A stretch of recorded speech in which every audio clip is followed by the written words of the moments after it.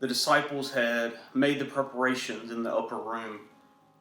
Jesus and his friends gathered to partake in this meal of Passover. Every part of this meal was a reminder to an Israelite, to a Hebrew, to a Jew, of what God had done to rescue their people from slavery in Egypt. They would remember how quickly they must have gotten ready with the unleavened bread. They would remember all the things that God had done to rescue them.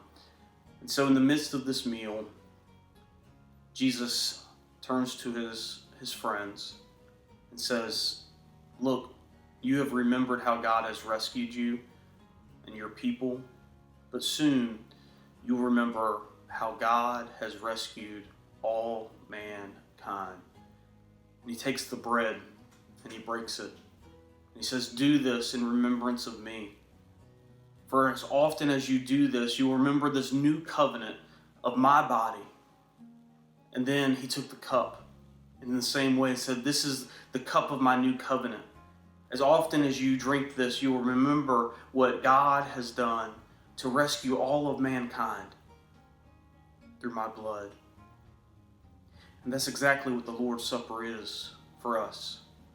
It's a reminder. It's a time for us to reflect and remember how God has saved all mankind through the sacrifice of his son Jesus. We remember Jesus' body when we break the bread, just as he did that night. We remember his blood when we partake of the cup, just as he did that night. We remember the sacrifice that God made for us.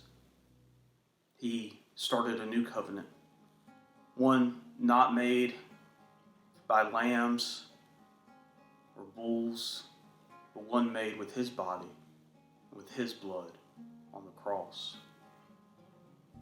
We remember how God saved us.